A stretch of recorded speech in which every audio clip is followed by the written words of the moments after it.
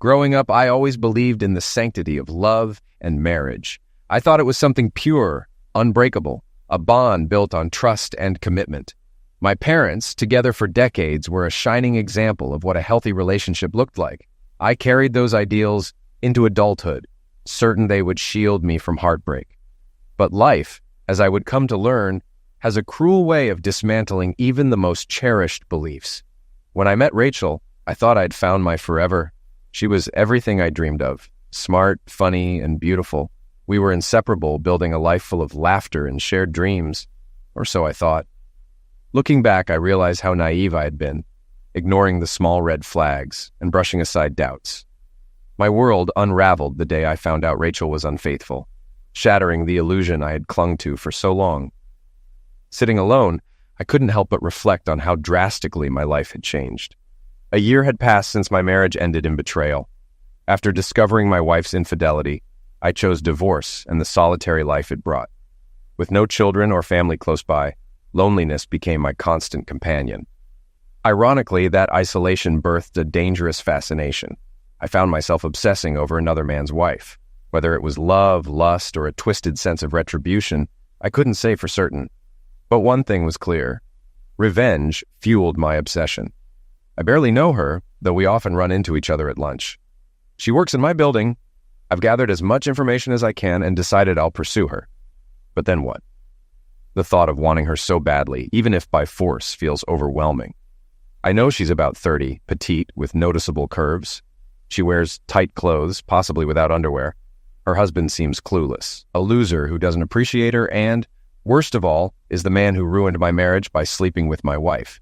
Now, I plan to make him pay by claiming his wife.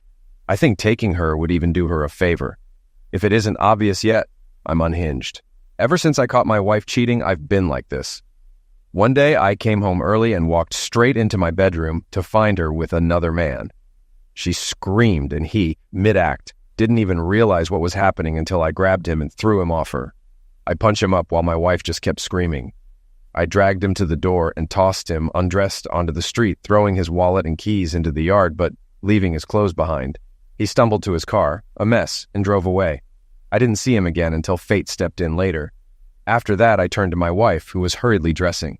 "Kevin, this isn't what it looks like. We can fix this," she cried. "Not what it looked like?" I replied. "Did you sleep with him or not?" "Please, let me explain," she begged. I cut her off. "Did you or didn't you? It's a simple question." When she couldn't answer, I said, "Conversation over. I'm going out. You have 1 hour to pack and leave. If you're still here when I get back, I'll throw you out myself. 1 hour, that's it." I left the house and returned 2 hours later, hoping she'd be gone. I meant what I said. I would have hurt her if she stayed, wife or not. When I got back, she was gone, along with most of her belongings. She left a note. At first, I didn't want to read it, but I changed my mind. Rachel's note. "Dear Kevin, I made a huge mistake. Jim means nothing to me. He was just an old school friend I bumped into. We dated back then, and you knew I wasn't a maid when we married. Jim was my first love, and old memories don't die easily. We met at the mall, and it felt nice, like catching up with an old friend. He flirted, and I reminisced. I foolishly invited him over, showed him the house, and when we got to the bedroom, he kissed me, and it felt like old times. Then things went too far. I regret it so much. I wish it hadn't happened. I'm sorry for hurting you. Please take me back. I love you and always will. Rachel." Reading her note, now with a name for the other man, cut deeper. I had loved Rachel, but for me, love could die, and in this case, it turned to revenge. Revenge isn't what you choose. It's what you're driven to do, and I was determined to have mine. The next day, I took time off work to close our joint checking and savings accounts. I canceled most of our credit cards, leaving only 2 in my name for my expenses. I'm stubborn, and I own it. Rachel's father, George, called me to ask what was going on. Frustrated, I responded, "Didn't you have the guts to ask your daughter directly?" I continued, "Listen, George, I caught Rachel in bed with an old friend of mine. I don't forgive, so I threw her out. She took what she wanted, and she won't see another cent from me. If she wants to go to court, that's her choice. Otherwise, I suggest you stay out of it." Then I hung up. 2 days later, Rachel's younger sister, Karen, called and asked to talk. I told her, "Go ahead, I'm listening." She started saying Rachel was sorry, but I cut her off. "I don't care how sorry she is. If you say her name again, I'm hanging up. Your cheating sister is out of my life." Karen then asked if Rachel left any belongings at the house. I told her. She had an hour to take what she wanted. If she forgot anything, tough luck. Karen mentioned a few items and I felt anger rising. I responded sharply. Karen, come over and spend the night with me in my bed and you can take whatever you want for your sister. She yelled back, You disgusting fool. Wait until I tell my husband. You'll deal with him. Does that mean I won't get to sleep with you? I always thought you'd be good in bed. Her husband eventually came over, but he was no threat. I could hear Rachel in the background on a phone call yelling, Kevin, you fool, before I hung up. I contacted my lawyer to start divorce proceedings, ensuring Rachel wouldn't get anything. We only had a rental house and separate cars. I made it clear I would only talk to Karen, and only on my terms. I was determined to stay in control. Karen was even more attractive than Rachel, several years younger, and married to a weak husband. As I prepared to move, I called her to pick up Rachel's belongings. I said if she didn't, I'd throw them out. She agreed to come that evening, and I told her not to bring Rachel. When Karen arrived alone, I asked about her husband, but she said he was busy. She knew what I wanted, and I knew she wouldn't resist. We went into the bedroom with Rachel's things. When she reached for a box, I stopped her. You haven't paid for it yet, I said. She stared at me. You can't be serious. I'm not going to sleep with you. I laughed. Not love, just Zex. You've thought about this for a long time. Tension filled the room as I stepped closer and kissed her. The moment was intense, the boundary between us erased. Tell me what you want, Karen, I said. Kevin, please, she whispered. Just promise me it's safe. You're just like your sister, I replied, letting it sink in. We crossed a line that night, ending in silence as I loaded her car with Rachel's things. Before she left, she shouted, You're heartless, Kevin. What happened to you? He's gone. Your sister made sure of that, I said coldly. Take what you came for and go. Tell your husband, but don't come back. She called me a fool as she left. I knew I only did this to spite Rachel. Zex wasn't love. It was just part of my need for revenge. I realized it wouldn't solve anything, but I was determined to make those who wronged me pay, no matter the cost. Her name was Carly, a cute, petite girl I saw almost daily. The desire I felt when I saw her was overwhelming. She often came to the restaurant with her friends, laughing and enjoying life. One of those friends was Marcia, an acquaintance of mine. We'd greet each other casually, and she knew about my divorce. Rumors spread quickly in a small community. One day, Marcia came to the restaurant alone, and I invited her to lunch. She hesitated, but joined me. We talked about her family, her husband's promotion, and general life updates. She asked about me and how I was holding up post-divorce. Everyone knew Rachel had cheated, but no one knew who it was with, and I never revealed that detail. I asked Marcia about the new girl at their office. She said her name was Carly and that she and her husband, Jim, had moved to town about a year ago. The name Jim made me tense. Marcia noticed and warned, Kevin, Carly is happily married. You're not planning to flirt with her, right? Everyone knew my hardened demeanor since the divorce. I just think Carly is beautiful, I said. I was curious about who she was. Marcia shared more about Jim, and I needed to confirm if he was who I thought. If he was, I was determined to sleep with Carly, no matter how much I despised myself for it. One lunchtime, while sitting with a friend who never pried into my personal life, Carly and her husband walked in. It was him, the man I'd caught with my wife. My blood boiled, but I kept my composure. He didn't recognize me. He'd only seen me for a moment before I strike him up. But I knew him. I decided right then, I'd do to his wife what he did to mine. One day, I approached Carly when she was alone at the restaurant. I introduced myself as Marcia's friend to put her at ease. She smiled and introduced herself. I invited her to sit with me, joking that she'd have to pay for her own lunch, which made her laugh. We sat together and she shared details about her life, mentioning that her husband, Jim, had transferred here a little over a year ago.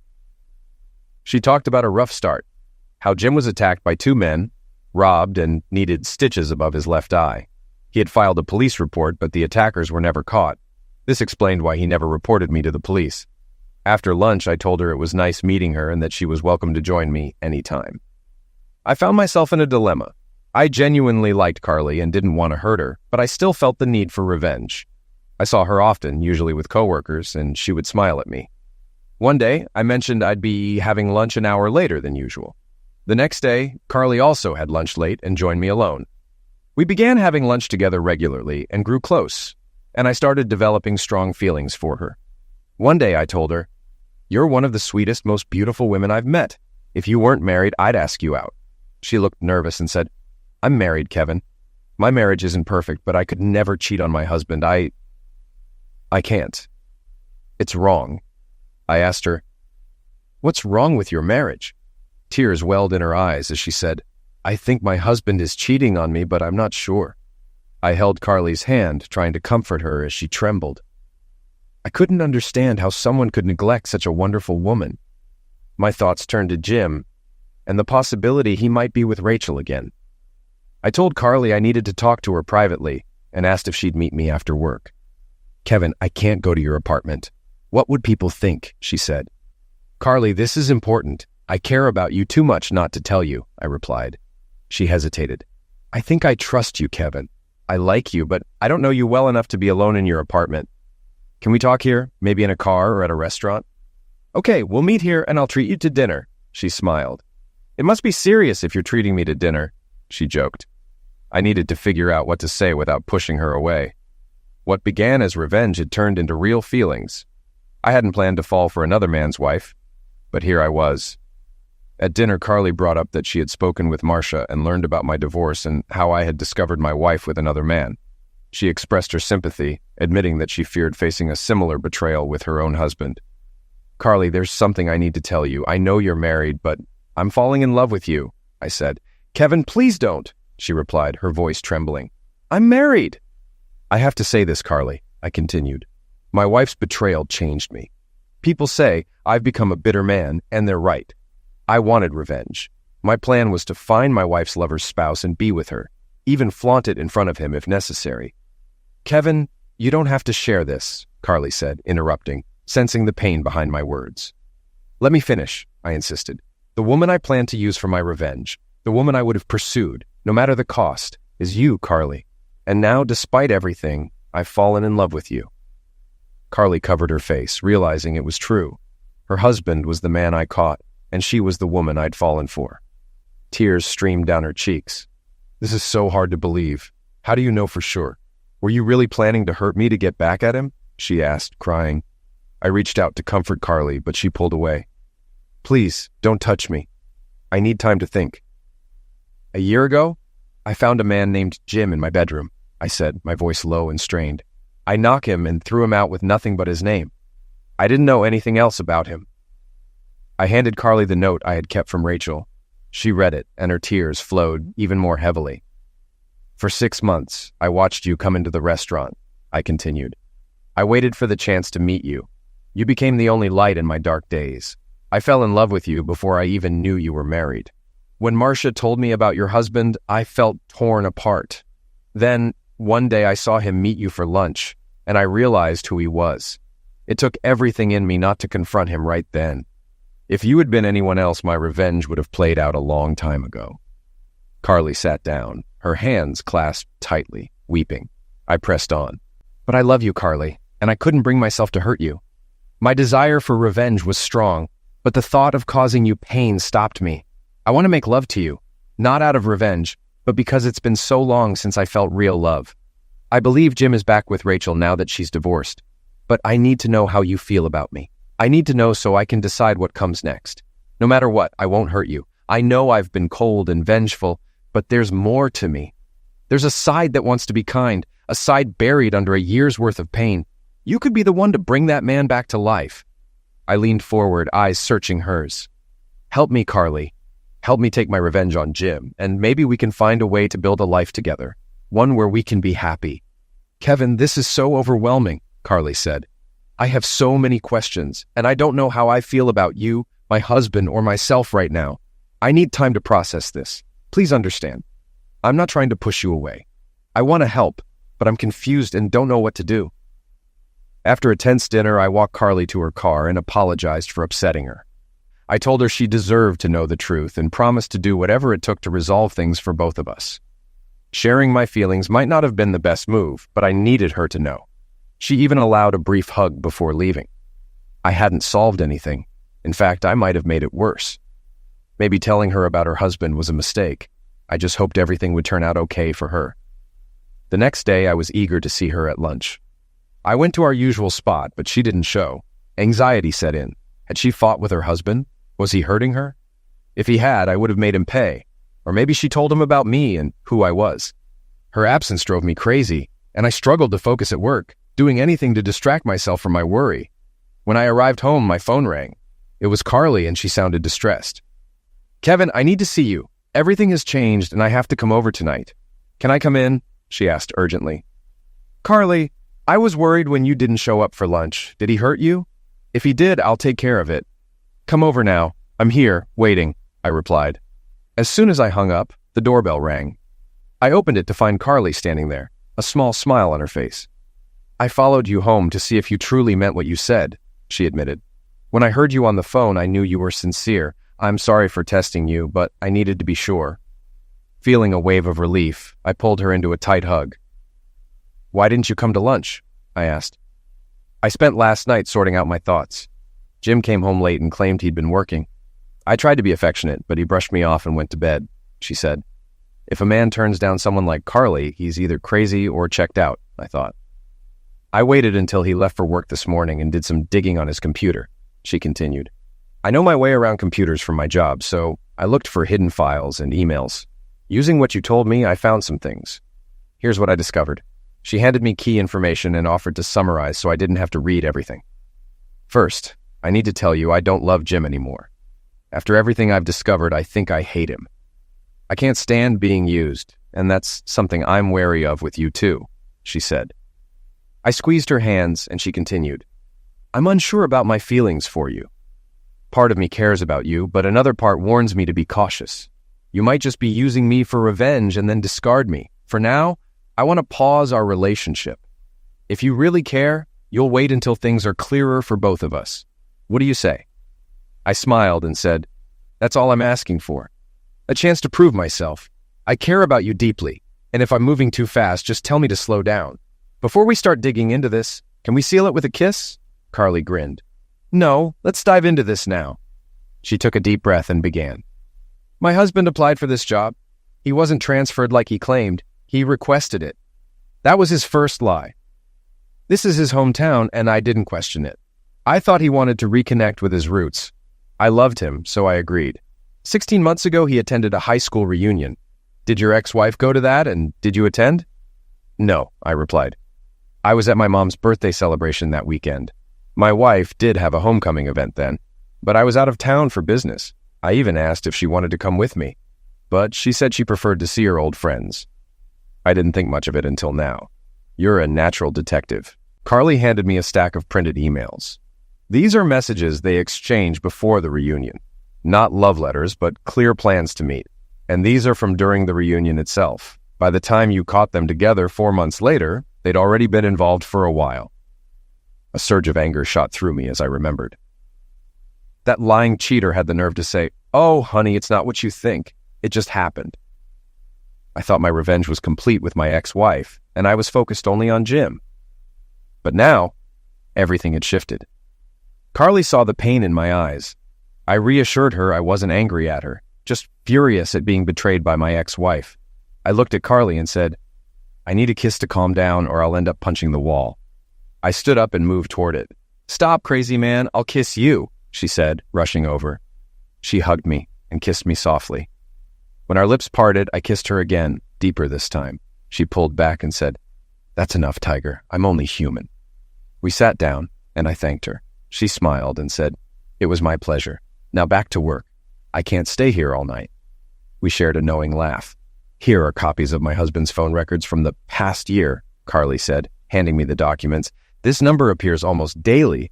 I found out it belongs to Rachel Miller, your ex-wife's maiden name. I didn't even know she had taken it back or that she had a cell phone. When was it bought?" I glanced through the records and nodded. "Based on these, about a month before I caught them together. This explains how they managed to keep it hidden for so long and why she didn't push for more during the divorce. She knew if this came out, it would damage her case." I looked at Carly. "But what about you? You're still married." "What do you want us to do?" I asked, stressing the word us. Her eyes narrowed with determination. "I want him to regret everything, face public embarrassment, and restore my pride. And yours. But how can I do this without becoming a cheater myself?" "Can you stay in his house for a couple of weeks without revealing anything?" I asked. "Sure, as long as I don't have to sleep with him. I can handle cooking dinner if he keeps sneaking off to see her, she replied. First, start by shopping during your lunch breaks. Use joint credit cards with both your names to keep things clean. Buy whatever you like and build up some debt. Take out cash advances and put that money into savings or investments, I suggested. Carly's eyes met mine, a flicker of hope mixed with caution. Kevin, you're a stockbroker. Can you invest for me? I didn't want you to question my motives, but yes, I can handle that for you if you want, I said sincerely. I care about you and want your trust. And if one day you decide to be with me, I want it to be for more than just revenge. We agreed to start with the credit cards. Before Carly left, I asked if I'd get another kiss. She hugged me, kissed me deeply, and pressed against me before pulling away. Damn, you're good. See you tomorrow at lunch, she said, smiling as she got in her car. The next day, instead of lunch, we went to several banks using her joint credit cards, withdrawing thousands in cash advances. This gave her a month to complete transfers before payments were due. She was smart and didn't max out any cards, leaving room in case he used them. We found out he was charging motel stays twice a week on one card. Over 3 days, we used 7 cards. I deposited the checks, investing in tax-exempt government bonds and secure accounts under my name to keep her husband from accessing them. Carly was added as a cosigner, so I couldn't withdraw without her consent, a gesture to build her trust. I started digging for updates on my ex-wife, but found little. Carly, using her connections, discovered Rachel was now working as a secretary at her husband's company. They'd become careless after cheating for so long, assuming no one was watching. Carly's friends began documenting everything with notes and photos. Carly was well liked by her colleagues, respected for her computer skills, and never made anyone feel embarrassed. She moved between offices helping others, and they felt protective of her. I still struggled with my plans for revenge. I couldn't hurt Carly. She was the only good part of my life. Though my ex was out of the picture, I wouldn't mind some retribution for her long-term affair. But how? Carly admitted she couldn't sleep with me yet. Doing so would make her no better than her cheating husband or my ex. She cared about me, but was still married. I needed a new plan. What to do? We decided to start with the credit cards. Before Carly left, I asked if there would be any more kisses. She hugged me, kissed me deeply, and pulled away, saying, "Damn, you're good. See you tomorrow at lunch," before getting into her car. The next day, instead of lunch, we went to various banks, using her joint credit cards to withdraw thousands in cash advances, careful not to max them out in case her husband used them.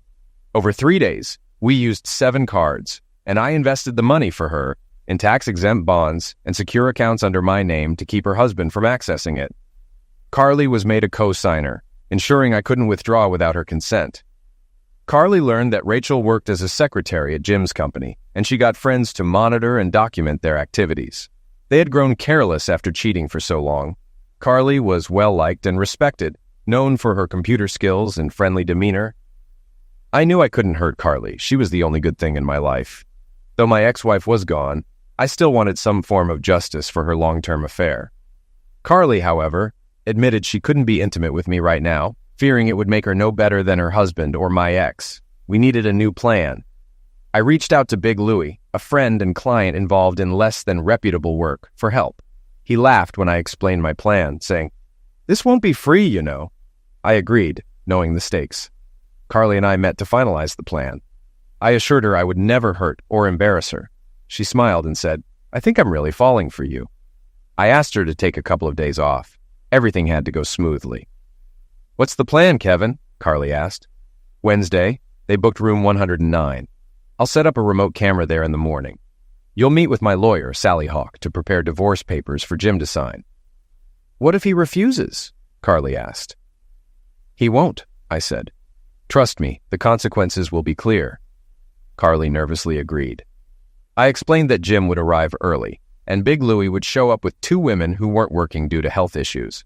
Jim would be pressured to engage with them, and when Rachel arrived, she'd have to decide whether to step in or face Big Louie. We'd monitor from a van. At the right moment, Carly would go in, catch them, and demand a divorce.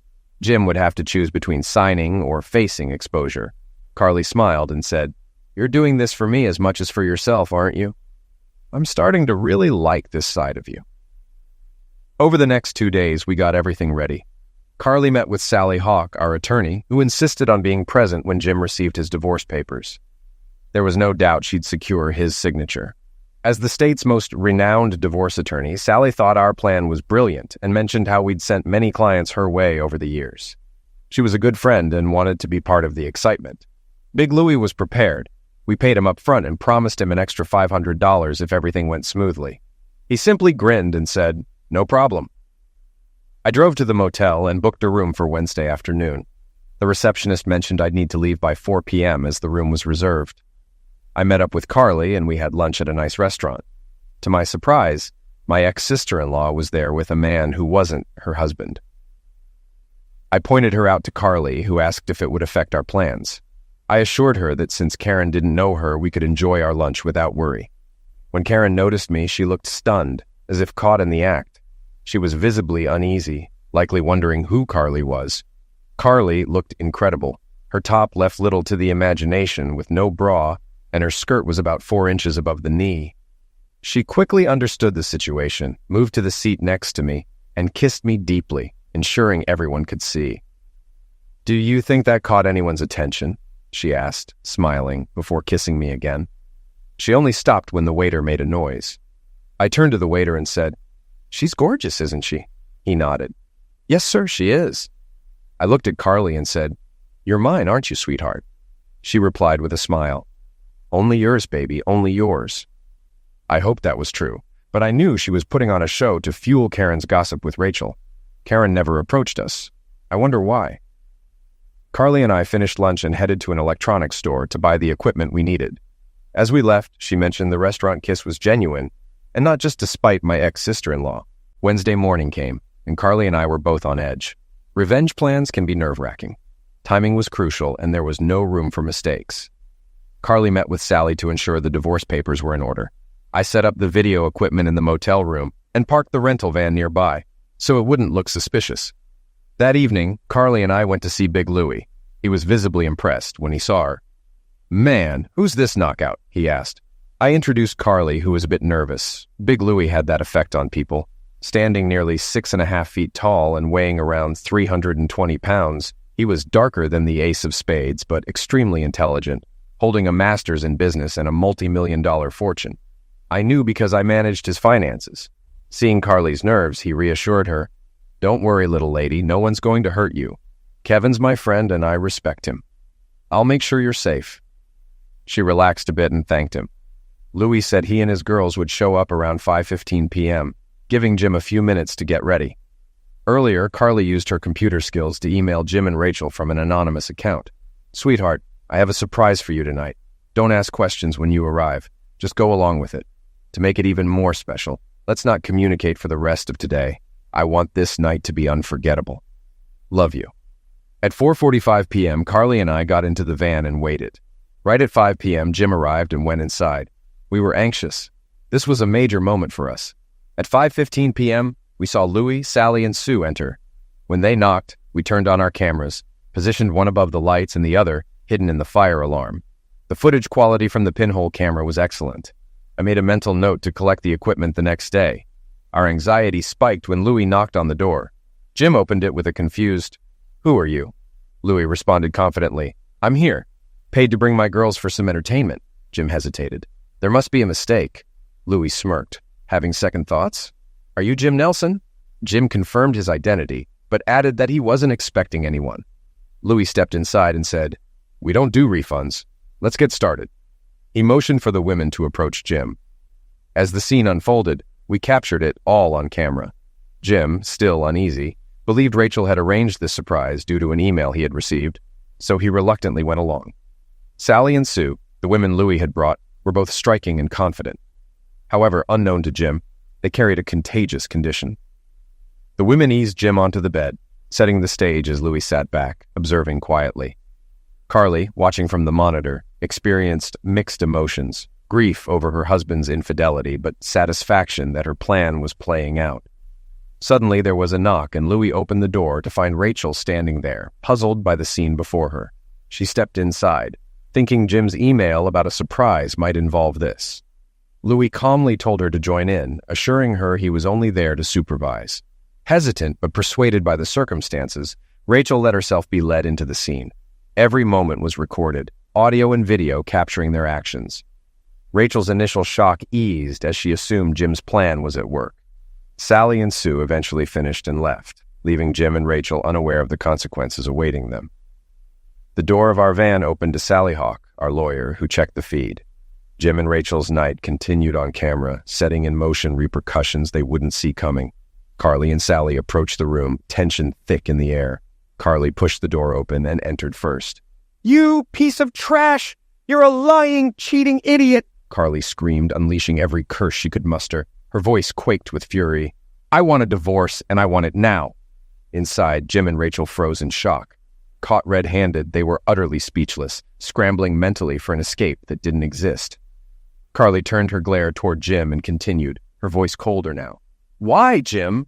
Why wasn't I enough for you? I suspected your affair and hoped you'd stop. But you didn't. You kept going. I'm done. I want a divorce immediately." As Carly's words hung in the air, Sally stepped into the room with calm authority. She stood beside Carly and addressed Jim directly. "Jim, meet my lawyer, Sally Hawk," Carly said.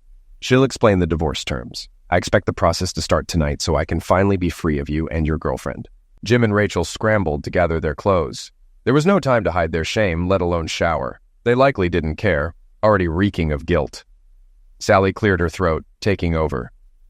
"I'm Sally Hawk, Carly's lawyer," she said firmly, her tone professional. "The terms are straightforward. Listen carefully. 1. Carly will return home tonight and have 24 hours to pack her belongings. During this time, you, Jim, will not be present. After that, she will never come back. Since the apartment is under your name, you will retain it. 2. You will cover all expenses incurred up to today, including any joint credit card debts.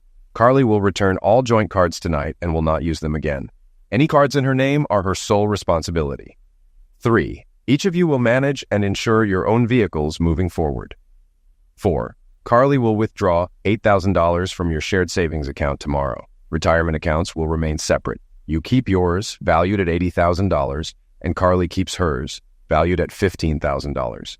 If you accept these terms, sign the document tonight. The agreement is final and binding, with no changes permitted. Carly has already signed. Now, sign here, under husband." Sally placed the document and pen in front of Jim, her eyes unwavering. Jim asked, "What if I don't sign tonight? What will you do?" Sally replied, "This offer will be off the table in 5 minutes when I leave. Then we'll take this to court, where we'll seek these terms plus half of your pension. This is in your best interest. I suggest you take it." Carly opened the closet and took a tape from the VCR. "This is today's recording. It will be part of the divorce proceedings."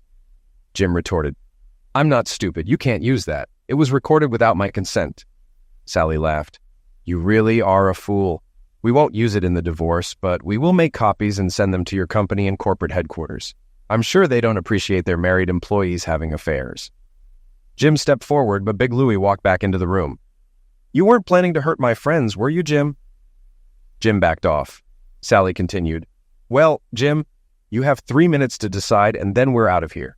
Rachel leaned toward Jim and whispered, "Jim, Sally Hawk was my husband's lawyer, and I didn't get a cent. She's one of the best in the state. You should take this deal, or you'll be in serious trouble. Plus, we'll lose our jobs if this tape gets out." Sally looked at Jim. 1 minute left, and we'll see you in court."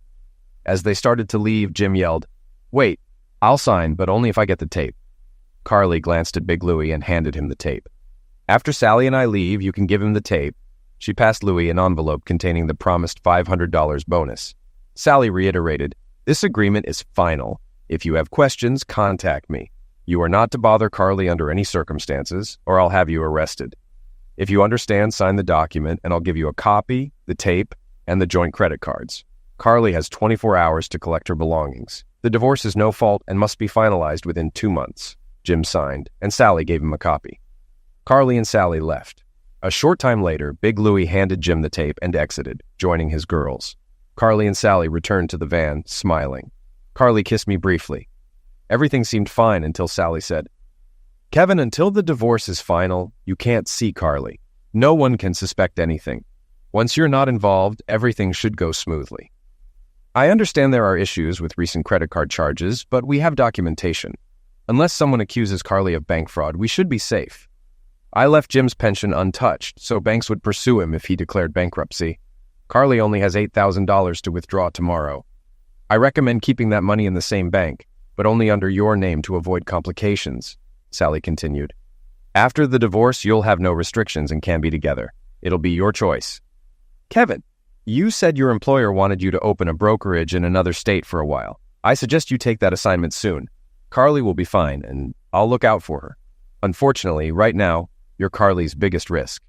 I can't force you, but I strongly recommend it. Carly started crying, and I hugged her.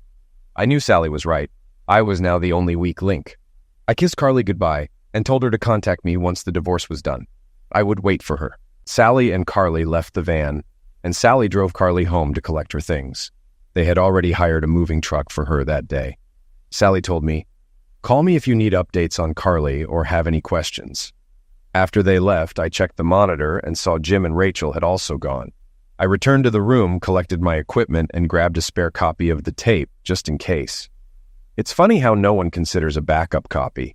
2 cameras, 2 recorders. I packed up and went home, happy for Carly, but sad for myself. The next day, I talked to my boss about the temporary assignment and planned to fly to Chicago on Friday. I hoped everything would work out for Carly. She deserved happiness. It seemed like she got her revenge and I was the one left out. Helping Carly had been rewarding. I truly loved her. Once in Chicago, I buried myself in work, launching a new brokerage firm. Off the clock, I sat in my room thinking of Carly. During the first 2 weeks, I kept wondering if she was okay. I called Sally Hawk one day and she was glad to hear from me. She said, "Everything's going as expected. Jim hired a lawyer to contest the divorce, but his lawyer warned him that taking on Sally would be a mistake. Jim accused Carly of setting him up but couldn't provide evidence.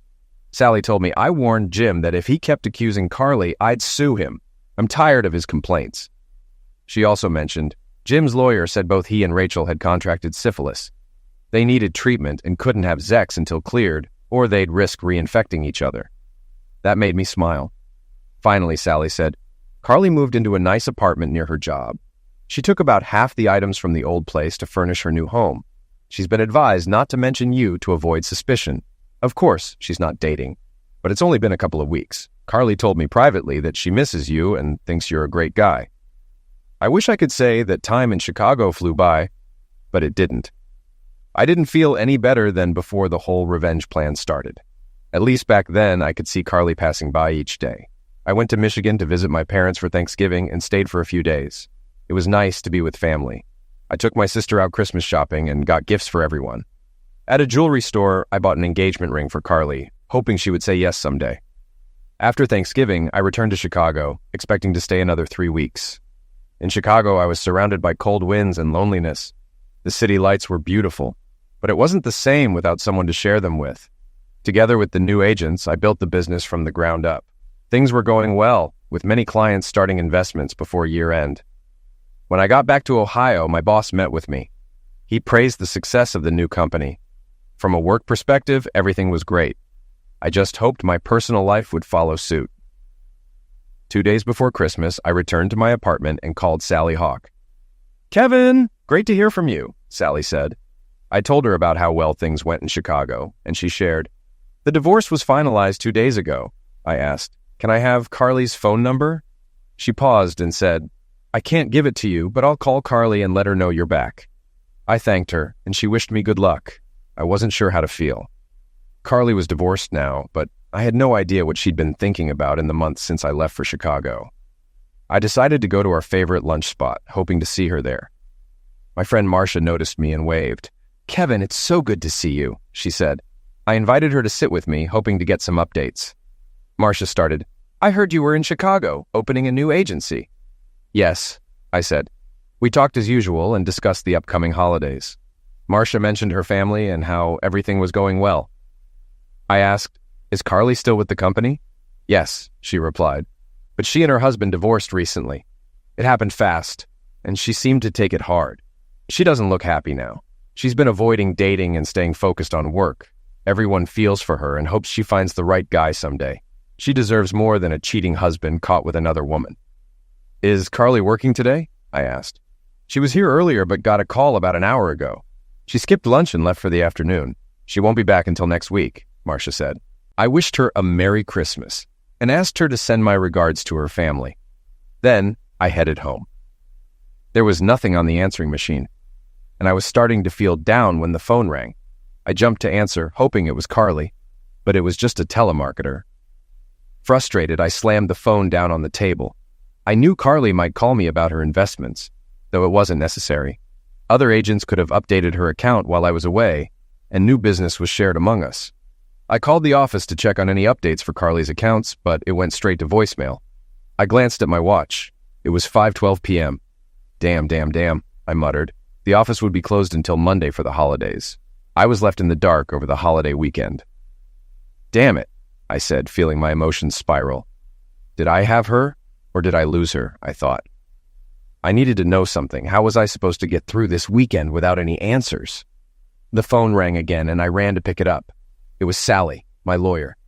I heard you're back, she said, and I wanted to let you know the divorce is final. Jim can't file any more motions. He tried, but they were all denied. He even had to cash out over half his retirement fund to cover credit card debt. Sally, you're a great friend and incredible to work with. Thanks for the update. Merry Christmas, I said. There was a knock at the door. It was Mary, my neighbor, who picked up my mail and cleaned my apartment while I was away. I invited her in for a moment.